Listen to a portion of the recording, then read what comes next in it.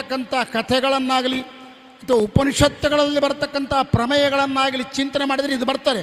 ಆದರೆ ಬೆಟ್ಟದ ಮೇಲೆ ಒಂದು ಘಟನೆ ನಡೀತು. ಇದು ನಡೆದಿದ್ದು ಕಲ್ಪನೆ ಅಲ್ಲ. 1984 ಆದ ದೊಡ್ಡ ಅದ್ಭುತವಾದ ಘಟನೆ.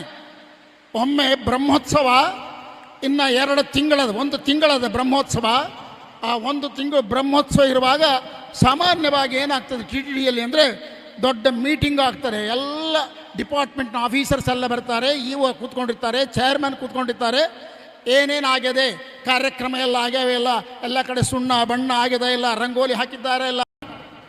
ಸಾಗ ಚೀಫ್ ಇಂಜಿನಿಯರ್ ಇ ಒ ಅವ್ರಿಗೆ ಹೇಳಿದರು, ಸರ್ ಎಲ್ಲ ಚೆನ್ನಾಗದೆ, ಏನು ಪ್ರಾಬ್ಲಮ್ ಇಲ್ಲ, ಆದರೆ ಧ್ವಜಸ್ತಂಭ ಏನದಲ್ಲ, ಸ್ವಲ್ಪ ಧ್ವಜಸ್ತಂಭದ ಪ್ಲೇಟ್ಗಳು ಅದು 9 ಅಡಿ ದಪ್ಪ ಇರ್ತದೆ. ನಮ್ಮ ಏನು ವೆಂಕಟರಮಣ ಧ್ವಜಸ್ತಂಭ ಅದಲ್ಲ, ಈಗ ರೌಂಡ್ ಅಳತೆ ಮಾಡಿದ್ರೆ 9 ಅಡಿ.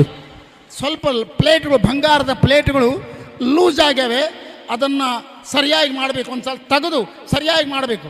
ಸರಿ, ನಾಳೆ ಆರ್ಡ್ರ್ ಹಾಕಿದರು, ನಾಳೆನಿಂದ ಅದು ವರ್ಕ್ ಆಗಬೇಕು. ಮರುದಿವಸನೇ ಪ್ರಾರಂಭ ಮಾಡಿದರು.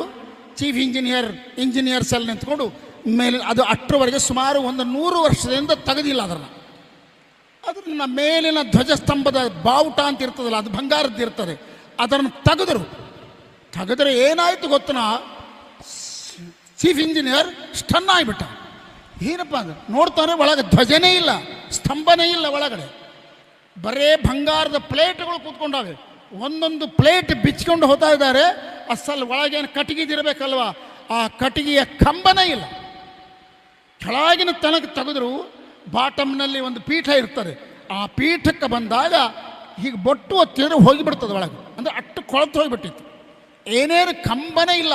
ಅಷ್ಟೆತ್ರ 72 ಅಡಿ ಎತ್ತರದ ಧ್ವಜಸ್ತಂಭ, ಒಂದು ಚೂರು ಇಲ್ಲ. ಮತ್ತು ಅಲ್ಲಿವರೆಗೆ ಹೇಗೆ ನಿಂತುಕೊಂಡದೆ ಅದು ಅಂದರೆ ಅದು ಭಗವಂತನ ಸಂಕಲ್ಪದ ಮೇಲೆ ನಿಂತುಕೊಂಡದು. ಅದು ಏನಾದರೂ ಬಿದ್ದಿದ್ರೆ, ಅಂದರೆ ಗಾಳಿ ಬಂದು ಏನಾದರೂ ಆಗಿ ಪರ್ಪಾಟಾಗಿ ವೆಂಕಟರಮಣನ ಧ್ವಜಸ್ತಂಭ ಬಿದ್ದಿತ್ತು ಅಂದರೆ ಇಡೀ ಇಂಡಿಯಾ ಅಲ್ಲಾಡಿ ಹೋಗಿಬಿಡ್ತಿತ್ತು. ಏನು ಮಾರಾಯ, ತಿರುಪತಿ ದೇವಸ್ಥಾನ ವೆಂಕಟರಮಣ ಧ್ವಜಸ್ತಂಭ ಬಿತ್ತಂತೆ, ಅದೆಲ್ಲ ಅಪಶಕುನ ಅಲ್ವಾ. ಚೀಫ್ ಇಂಜಿನಿಯರ್ ನಡಿಗೆ ಹೋಗಿಬಿಟ್ಟ, ಬೆವರು ಬಂದುಬಿಟ್ಟದೆ ಎಲ್ಲರಿಗೆ. ತಕ್ಷಣ ಅಧಿಕಾರಿಗಳಿಗೆ ಫೋನ್ ಮಾಡಿದರು. ಅಧಿಕಾರಿ ಎಲ್ಲ ಮೇಲೆ ಬಂದರು, ನೋಡ್ತಾರೆ, ಇಲ್ಲ, ಏನು ಮಾಡಬೇಕು. ಆಗ ಸರಿಯಾಗಿ ನೀವು ನಂಬಲಾರ್ರಿ, ಇದು ನಾನು ಅಲ್ಲಿ ಡ್ಯೂಟಿ ಮಾಡಿದ ವ್ಯಕ್ತಿ, ನಾನು ಅಲ್ಲಿ ಇದ್ದ ವ್ಯಕ್ತಿ, 36 ವರ್ಷ ನಮ್ಮಪ್ಪನ ಸೇವೆ ಮಾಡಿದ್ದೀನಿ ನಾನು. ಆಗ ಇಮಿಡಿಯೇಟಾಗಿ ಏನು ಮಾಡಬೇಕು, ಆಂಧ್ರ ಗೌರ್ಮೆಂಟಿಗೆ CMಗೆ ಫೋನ್ ಮಾಡಿದರು. ಇದು ವೆಂಕಟರಮಣ ಕೆಲಸ ಆದ ಕಾರಣ CM ಎತ್ತಿಕೊಂಡ, ಏನು ಸರ್ ಹಿಂಗೆ ಆಗಿಬಿಟ್ಟದೆ, ಈಗ ನಮ್ಮ 80 ಅಡಿ ಎತ್ತರದ ಮತ್ತು 11 ಅಡಿ ಸ್ಕ್ವಯರ್ ಅಂದರೆ ದಪ್ಪ ಇರತಕ್ಕಂಥ ಒಂದು ಟೇಕ್ ಗಿಡ ಬೇಕು. ಅದು ಬಂದ್ರೆ ನಾಳೆ ಬ್ರಹ್ಮೋತ್ಸವಕ್ಕೆ ಅಷ್ಟೊಳಗಾಗಿ ಅದರ ಧ್ವಜಸ್ತಂಭ ಆಗಬೇಕು. ಆಗಿಂದಾಲೇ CM, ಆಗ ಒಂದು CM ಯಾರು ಇದು ನಾ ಬರವಲ್ಲ, ಮರೆತು ಬಿಡ್ತಾಯಿದ್ದೇನೆ. ಎಲ್ಲ ಕಡೆ ಫಾರೆಸ್ಟ್ ಡಿಪಾರ್ಟ್ಮೆಂಟಿಗೆ ಬೆಳೆದ್ರೆ ಆಂಧ್ರ ಗೌರ್ಮೆಂಟಿನ ಫಾರೆಸ್ಟ್ ಡಿಪಾರ್ಟ್ಮೆಂಟ್ ಹೇಳಿಬಿಡ್ತು ಆಗಿಂದಾಲೆ, ಆಗಿಂದಾಲೆ ಇದೆಲ್ಲ 9 ಒಳಗಾಗಿದೆ ಸರ್. ಆಂಧ್ರ ಫಾರೆಸ್ಟ್ನಲ್ಲಿ ಯಾವ ಫಾರೆಸ್ಟ್ನಲ್ಲಿ ಕೂಡ ಅಂಥ ದೊಡ್ಡದಾಗಿರ್ತಕ್ಕಂಥ ಅಷ್ಟು ದಪ್ಪ ಇರತಕ್ಕಂಥ ಟೇಕ್ ಇಲ್ಲ ಅಂತ ಹೇಳಿಬಿಟ್ರು. ಅವ್ರ ರಿಪೋರ್ಟ್ ಬಂತು ಒಂದು ಅರ್ಧ ಗಂಟೆ ಒಳಗಾಗಿ. ಏನು ಮಾಡಬೇಕು ತೋಚವಲ್ದು. ಇನ್ನು 1 ತಿಂಗಳದ ಬ್ರಹ್ಮೋತ್ಸವ, ಅಷ್ಟೊತ್ತಿಗೆ ಧ್ವಜಸ್ತಂಭದ ಸ್ಥಾಪನೆ ಆಗಬೇಕು.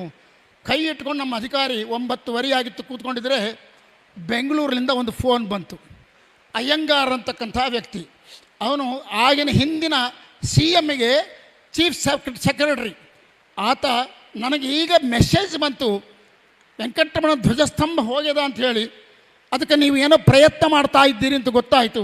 ದಯಮಾಡಿ ನಮ್ಮ ಕರ್ನಾಟಕಕ್ಕೆ ಒಂದು ಆಪರ್ಚುನಿಟಿ ಕೊಡ್ರಿ, ಶ್ರೀನಿವಾಸನ ಕಲ್ಯಾಣ ಆ ಧ್ವಜಸ್ತಂಭ ಇಡಲಿಕ್ಕೆ. ನೀವು CMಗೆ ಗುಂಡೂರಾವ್, ಆಗ CM ಗುಂಡೂರಾವ್ ಇದ್ದರು, ನೀವು ಒಂದು ಲೆಟ್ರ್ ಕಳಿಸ್ಕೊಟ್ರೆ ನಾವು ತಕ್ಷಣದಲ್ಲಿ ಅದಕ್ಕೆ ಬೇಕಾದ ಅರೇಂಜ್ಮೆಂಟ್ ಮಾಡ್ತೀವಿ. ನೀವು ನಮ್ಮಲ್ಲಿ 9:00 ಟೈಪ್ ಆಗಿದೆ ಲೆಟರ್, 9:00 ಟೈಪ್ ಆಯಿತು. ಸ್ಪೆಷಲ್ ಮೆಸೆಂಜರ್ ಅಂದರೆ ಕಾರ್ ಕೊಟ್ಟು ಗುಂಡೂರಾವ್ಗೆ ಆಗಲೇ ಹೋಗಿಬಿಟ್ಟಿತ್ತು. ಆತ ರೆಡಿಯಾಗಿ ಕೂತ್ಕೊಂಡಿದ್ದ. ಆರ್ಡ್ರ್ ಆಯಿತು. ಮರುದಿವಸ ಮುಂಜಾನೆ 8 ಗಂಟೆ ಎಂಬಷ್ಟೊತ್ತಿಗೆ ತಿರುಪತಿ ದೇವಸ್ಥಾನಕ್ಕೆ ಆರ್ಡ್ರ್ ಬಂತು. ನಮ್ಮ ದಾಂಡೇಲಿ ಫಾರೆಸ್ಟ್, ನಿಮ್ಮ ಕರ್ನಾಟಕದ ದಾಂಡೇಲಿ ಫಾರೆಸ್ಟ್ ಏನದಲ್ಲ, ಅದರಲ್ಲಿ 32 ಗಿಡ ಅವೆ. ಆ 32 ಗಿಡದಲ್ಲಿ ನೀವು ಯಾವ ಗಿಡ ಸೆಲೆಕ್ಟ್ ಮಾಡ್ತೀರೋ ಮಾಡಿರಿ. ಯಾಕಂದರೆ ಅದು ಎಲ್ಲ ಗಿಡಗಳು ಬರೋದಲ್ಲ, ಮಧ್ಯ ಟೊಂಗಿ ಬಂದಿರಬಾರ್ದು, ಅದು ಸೀಳಿರಬಾರ್ದು, ಒಂದೇ ರೀತಿ ಇರಬೇಕು. ತಕ್ಷಣದಲ್ಲಿ ನಮ್ಮ ಅಧಿಕಾರಿಗಳೆಲ್ಲ ಹೋದರು, ಇಂಜಿನಿಯರ್ಸ್ ಎಲ್ಲ. 6 ಗಿಡಗಳನ್ನು ಸೆಲೆಕ್ಟ್ ಮಾಡಿದರು ದಾಂಡೇಲಿ ಫಾರೆಸ್ಟ್ನಲ್ಲಿ. ಗುಂಡೂರಾವ್ ಕೂಡ ಇದ್ದರು. ಸರ್ 6 ಗಿಡ ಆಗಿದೆ, ಈ 6 ಗಿಡನೂ ನಿಮಗೆ ಕೊಡ್ತೀವಿ ನಾವು. ಇದನ್ನು ಇಷ್ಟು ಟೇಕು ಗಿಡ ಸಾಮಾನ್ಯಲ್ಲ, 6 ಗಿಡ 80 ಅಡಿ ಎತ್ತರದವು, 11 ಅಡಿ ಅಗಲ ದಪ್ಪ ಇರ್ತಕ್ಕಂಥವು ಒಪ್ಕೊಂಡ್ರು. ಆದರೆ ದೊಡ್ಡ ಸಮಸ್ಯೆ ಏನಾಯಿತು ಗೊತ್ತನ, ಅದು ಗುಡ್ಡದ ಕೆಳಗಡೆ ಅದೆ ಗಿಡಗಳು. 6 ಗಿಡಗಳು ಗುಡ್ಡದ ಕೆಳಗಡೆ, ಗುಡ್ಡದ ಮೇಲೆ ರೋಡ್ ಅದೆ, ಆದರೆ ಕಟ್ ಮಾಡೋ ಹಾಗಿಲ್ಲ. 80 ಅಡಿ ಉದ್ದದ ಟೇಕ್ ಗಿಡ ಮೇಲೆ ತರಬೇಕು. ಹ್ಯಾಂಗೆ ತರಬೇಕು? ಇದನ್ನು 1 ಗಂಟೆತ್ತು ಅವರು ಚೀಫ್ ಇಂಜಿನಿಯರ್ಸು, ಆ ಕರ್ನಾಟಕ ಗೌರ್ಮೆಂಟು ಮತ್ತು ಇದು ಕೂತ್ಕೊಂಡು ಆಲೋಚನೆ ಮಾಡೋಷ್ಟೊತ್ತಿಗೆ ಎಂಥ ಪವಾಡರಿ ಶ್ರೀನಿವಾಸಂದು. ಅವರು ಬಾಂಬೆದವರು ಈ ಗಿಡಗಳನ್ನು ಕಡಿಯೋದು, ಅದನ್ನು ಸಪ್ಲೈ ಮಾಡೋರು ಅವರು ಅದಕ್ಕೆ ಸಂಬಂಧಪಟ್ಟ ಅಧಿಕಾರಿ ಆರ್ಡರ್ ಹಾಕಿದ್ದಂತೆ. ಅವರೆಲ್ಲ ಬಂದರು, ಸಾರ್ ಶ್ರೀನಿವಾಸನಿಗೆ ಇಲ್ಲಿಂದ 6 ಗಿಡಗಳು ಮೇಲೆ ತೊಗೊಂಡು ಹೋಗ್ಬೇಕಂತ, ತಿರುಪತಿ ಸೇರಿಸ್ಬೇಕಂತಲ್ಲ, ಅದು ದಯಮಾಡಿ ನಮಗೆ ಕೊಡ್ರಿ, ನಾವು ಮಾಡ್ತೀವಿ. ಇನ್ನೇನು ಮರ ಹುಡುಕಿ ನಾವು ಏನು ಪ್ರಯತ್ನ ಮಾಡ್ತಾಯಿದ್ರೆ ಅವರು 6 ಗಿಡಗಳನ್ನು ಸುನಾಯಾಸವಾಗಿ ಹೆಂಗೆ ತಂದರು ಅವೆಲ್ಲ ಗೊತ್ತಿಲ್ಲ. ಒಟ್ಟಿನ ಮೇಲೆ ಬೆಟ್ಟ ಮೇಲೆ ಗುಡ್ಡದ ಮೇಲೆ ತಂದರು. ಗುಡ್ಡದ ಮೇಲೆ ತಂದಮೇಲೆ ಅಲ್ಲಿಂದ ತಿರುಪತಿಗೆ ಬರಬೇಕಲ್ವ ಅವು. ಬರಬೇಕಾದ್ರೆ ಲಾರಿ ಮಾತಾಡಬೇಕಾಯ್ತು. ಬೆಂಗಳೂರಿನ ವ್ಯಕ್ತಿಯನ್ನು ಕರೆದು, ಸಾರ್ ಈ ದೊಡ್ಡ ಲಾರಿಗಳು ಇಂಥ 80 ಅಡಿ ಉದ್ದದ ಇದನ್ನು ನಾನು ತಿರುಪತಿಗೆ ತೊಗೊಂಡು ಹೋಗಬೇಕು, ಇದಕ್ಕೆ ನನಗೆ ಕಾಂಟ್ರಾಕ್ಟ್ ಕೊಟ್ಟರವಲ್ಲ, ಇಷ್ಟು ಅಂತ ರೊಕ್ಕ ಮಾತಾಡ್ರಿ. ನಮ್ಮ ಅಧಿಕಾರಿಗಳು ಹೇಳಿದರು, ನಿಂಗೆ ಎಷ್ಟು ಬೇಕು ಅಷ್ಟು ಕೊಡ್ತೀವಿ, ಹೊರಡಬೇಕು. ಹಾಕ್ಕೊಂಡ್ರು. ಗುಂಡೂರಾವ್ ಒಂದು ಮೆಸೇಜ್ ಕಳಿಸ, ದಯಮಾಡಿ ಆ 6 ಗಿಡಗಳನ್ನು ಅಸೆಂಬ್ಲಿಯ ಮುಂದೆ, ನಿಮ್ಮ ವಿಧಾನಸೌಧ ಅದಲ್ಲ, ವಿಧಾನಸೌಧದ ಮುಂದೆ ತರಬೇಕು.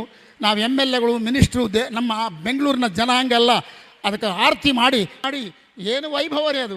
ಆ ಬಿಡೀ ಬೆಂಗಳೂರು ದಾಟೋವರೆಗೆ ಜನ ಸಮ್ಮರ್ದತೆ, ಇಡೀ ರೋಡೆಲ್ಲ ಖಾಲಿ ಮಾಡಿದರು. ಬಂತು ಅವನು ಹೇಳಿದ್ದ, ಸಾರ್ ಬೆಂಗಳೂರಿನಿಂದ ತಿರುಪತಿಗೆ ಈ 90 ಅಡಿ 80 ಅಡಿ ಉದ್ದದ್ದು ಹೋಗ್ಬೇಕಾದ್ರೆ 2 ಡೇಸ್ ಹಿಡಿಬೋದು ನಿಂಗೆ ಅಂತ ಹೇಳಿದ್ದ. ಮುಂಜಾನೆ 6:30 7 ಗಂಟೆಗೆ ಬಿಟ್ಟಿದ್ದಾನೆ ಬೆಂಗಳೂರು, ಸಾಯಂಕಾಲ 4:00ವರೆಗೆ ತಿರುಪತಿ ಬಂದುಬಿಟ್ಟ. ತಿರುಪತಿಗೆ ಬಂದರೆ ಅಲ್ಲಿ ಜನ ಬೇಕಾದಷ್ಟು ಸ್ವಾಗತ ಮಾಡಿ ಬೆಟ್ಟದ ಕೆಳಗೆ ಕರ್ಕೊಂಡು ಹೋದರು. ಇಲ್ಲಿ ನೋಡ್ರಿ ಆಶ್ಚರ್ಯ, ಅವನಂದ, ಸಾರ್ ಈ ಬೆಟ್ಟ ಏರಬೇಕಾ ನಾನು ಅಂತಂದ ಲಾರಿಯಾಗ. ಹೌದಾ, ಮತ್ತು ಇದು ಏನು ಬೆಟ್ಟ ರೋಡ್ನಾಗ ಹೋಗೋದಲ್ಲ, ಬೆಟ್ಟ ಇರು. ಅಯ್ಯೋ ನನಗೆ ಇಟ್ ಈಸ್ ನಾಟ್ ಪಾಸಿಬಲ್, ಅದು ಗೋಡೆಗಳಿಗೆ ಬಡ್ಕೊಂಬಿಡ್ತದೆ, ಗುಂಡುಗಳು ಬಿದ್ದು ಬಿಡ್ತಾವೆ, ಅಥವಾ ಲಾರಿನೇ ಬಿದ್ದು ಬಿಡ್ಬೋದು. ನೀನು ಹೊರಡು, ನಾವೇನು ಮಾಡಬೇಕು ನಮ್ಮ ಪ್ರಯತ್ನ ನಾವು ಮಾಡ್ತೀವಿ ಅಂಥೇಳಿ ಮುಂದೆ ಏನಂತಾರಲ್ಲ ಲಿಫ್ಟ್ ಮಾಡೋವಿರ್ತಾವೆ ಹಲವು ಹಿಂದೆ ಏನೋ ಇಟ್ಕೊಂಡು ಒಟ್ಟು ನಮ್ಮ ಅಧಿಕಾರಿ ಸಹಿತ ಹೋಯಿತು. ಸಾಯಂಕಾಲ 5:00ವರೆಗೆ ಅಲ್ಪಿರಿಯಲ್ಲಿ ಲಾರಿ ಸ್ಟಾರ್ಟ್ ಆಯಿತು. ಎಷ್ಟೊತ್ತಿಗೆ ಹೋಗಿರ್ಬೋದು ಹೇಳಿ? ಬಸ್ಸು ಹೋಗಬೇಕಾದ್ರೆ 45 ನಿಮಿಷ ಬೇಕು ಒಂದು ಬಸ್ ಹೋಗಬೇಕಾದ್ರೆ. ಕೇವಲ 1 ಗಂಟೆ ಒಳಗಾಗಿ ಬೆಟ್ಟಕ್ಕೆ ಹೋಗಿಬಿಡ್ತೀವಿ. ಲಾರಿ ಹೋಗಿದ್ದಲ್ಲ, ಅವನು ಡ್ರೈವರು ಮತ್ತು ಓನರ್ ಇದ್ದಾರಲ್ಲ, ಅವ್ರು ಕೆಳಗಿಳಿದು ಸಟ್ಟಾಂಗ ನಮಸ್ಕಾರ ಹಾಕಿಬಿಟ್ರು.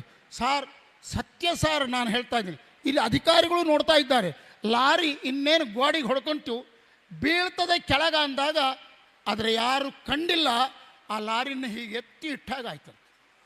ಹಿಂಗೆ ಬೀಳಬೇಕಾದ ಲಾರಿ ಇನ್ನೇನು ಬಿತ್ತು, ಲಾರಿ ಆಯ್ತು ಮುಗೀತು, ಕುಣಿಯ ಬಿತ್ತು ಅನ್ನುವಾಗ ಯಾರೂ ಲಿಫ್ಟ್ ಮಾಡಿ ಹಿಂಗೆ ಎತ್ತಿ ಹಿಡಿತಾ ಇದ್ದಾರೇನೋ, ಅದು ಮತ್ತೆ ಪ್ರಕಾರ ನಿಂತ್ಕೊಳ್ತಾರೆ. ಇದನ್ನು ಒಂದು 5-6 ಕಡೆ ಅವರು ಕಣ್ಣಾರ ನೋಡಿದ್ದಾರೆ. ಅವನು ಹೇಳಿದ, ಲಾರಿ ಡ್ರೈವರ್ ಹೇಳಿದ ಮಾತು ನೋಡಿರಿ ಸ್ಟೇಟ್ಮೆಂಟು. ಸಾರ್ ನಾನು ಡ್ರೈವ್ ಮಾಡಿಲ್ಲ ಸರ್, ಸತ್ಯ ಹೇಳ್ತೀನಿ, ನನಗೆ ಏನು ತೋಚಲಿಲ್ಲ, ಸ್ಟೀರಿಂಗ್ ಹಿಡ್ಕೊಂಡು ಕೂತಿದ್ದು ಮಾತ್ರ ಗೊತ್ತು ನನಗೆ. ಆಮೇಲಕ್ಕೆ ಅದು ಯಾವ ಶಕ್ತಿ ನನ್ನಿಂದ ಡ್ರೈವಿಂಗ್ ಮಾಡಿಸ್ತೋ ಗೊತ್ತಿಲ್ಲ. ಶ್ರೀನಿವಾಸನ ಮುಂದೆ ಧ್ವಜಸ್ತಂಭಗಳನ್ನ ಇಳಿಸಿದಿ, ಗುಡಿ ಮುಂದೆ ಅದಕ್ಕೆಲ್ಲ ಇಂಜೆಕ್ಷನ್ಸು ಅವು ಇವು ಏನೋ ಮಾಡ್ತಾರೆ, ಅವೆಲ್ಲ ಮಾಡಿದ ಮೇಲೆ ಅದನ್ನು ಗುಡಿ ಒಳಗೆ ತೊಗೊಂಡು ಹೋಗೋದು ಹೇಗೆ? ಪಿಲಿಗ್ರಿಮ್ಸನ್ನು ನಿಂದ್ರಿಸ್ಬೇಕು ದರ್ಶನ. ಕಂಪನಿಯವರು ಫ್ರೀಯಾಗಿ ಮಾಡಿದ್ರು ಕೆಲಸ. ಆ ದಾಂಡೇಲಿ ಅವರ ಹೆಸರು ಜ್ಞಾಪ ಬರೋದು, ಅವರು ಸೋನಾಲಿ ಕಂಪನಿಯವರು ಈ ಗಿಡಗಳನ್ನ ಮೇಲೆ ತಂದ್ರಲ್ಲ, ನಿಮ್ಗೇನು ಕೊಡಬೇಕು? ಅಯ್ಯೋ ವೆಂಕಟರಮಣ ಸೇವಾ, ನಮಗೆ ದಯಮಾಡಿ ಏನೇನು ಪೈಸೆ ಕೊಡಬೇಡ್ರಿ, ನಮ್ಮ ಭಾಗ್ಯ ಅಂದರು. ಇಲ್ಲಿ ಡ್ರೈವರು ಓನರ್ ಬಂದಿದ್ರಲ್ಲ, ಸಾರ್ ನಾನು ತಪ್ಪು ಮಾಡಿದೆ, ನಾನು ಏನೋ ಕಾಂಟ್ರಾಕ್ಟ್ ಕೊಡ್ರಿ, ರೊಕ್ಕ ಕೊಡ್ರಿ ಅಂತ ಕೇಳಿದೆ, ದಯಮಾಡಿ ಲಾರಿ ತಂದಿದ್ದಕ್ಕೆ ನನಗೇನು ಕೊಡಬೇಡ್ರಿ ಸಾರ್ ಅಂತ ಅವನು ಸಾಷ್ಟಾಂಗ ನಮಸ್ಕಾರ ಅವನಿಗೆ ಮರ್ಯಾದೆ ಮಾಡಿಸಿ ದರ್ಶನ ಮಾಡಿಸಿ ಕಳಿಸಿದರು. ಆದರೆ ನಮ್ಮ ಇಒ ಎಂಥ ಅದ್ಭುತ ರೀ ಅಂದರೆ, ಪಿಲಿಗ್ರಿಮ್ಸ್ ದರ್ಶನ ಮಾಡ್ತಾ ಇರಬೇಕು, ಈ ಧ್ವಜಸ್ತಂಭ ಗುಡಿ ಒಳಗೆ ಹೋಗ್ಬೇಕು. ಆ ರೀತಿ ಇಂಜಿನಿಯರ್ಸ್ ಎಲ್ಲ ಕಲ್ತು ಮಾಡಿದರೆ ಪ್ಲಾನ್. ಕೆಳಗಲಿಂದ ಹೋಗ್ತಾ ಇದ್ದಾರೆ, ಮೇಲಿನಿಂದ ಧ್ವಜಸ್ತಂಭ ಅಲ್ಲಿ ಹೋಯಿತು. ಎಲ್ಲಿ ಕೂಡಿಸ್ಬೇಕು ಆ ಸ್ಥಳದಲ್ಲಿ ಪ್ರಧಾನವಾದ ಅರ್ಚಕರು ಪುರೋಹಿತರು ಬಂದು ಹೇಳಿದರು, ಸಾರ್ ಧ್ವಜಸ್ತಂಭದ ಕೆಳಗೆ ಏನಾದರೂ ಒಂದು ಬಂಗಾರ ಸ್ವಲ್ಪ ಬಂಗಾರ ಹಾಕಬೇಕು, ಒಂದು ಕನಿಷ್ಠ ಒಂದು 10 ತೊಲೆ ಆದರೂ ಇಡ್ರಿ ಅಂತಂದರೆ ನೀವು ನಂಬಲಾರ್ರಿ.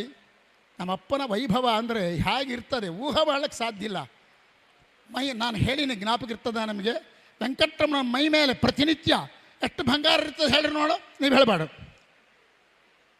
135 kg ಬಂಗಾರ ಮೈ ಮೇಲೆ ಇರ್ತದೆ ಪ್ರತಿನಿತ್ಯದಲ್ಲಿ.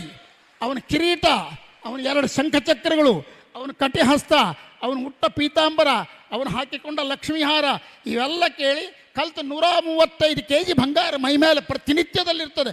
ಗುರುವಾರ ತೆಗಿತಾರೆ, ಮತ್ತೆ ಶುಕ್ರವಾರ ಮುಂಜಾನೆ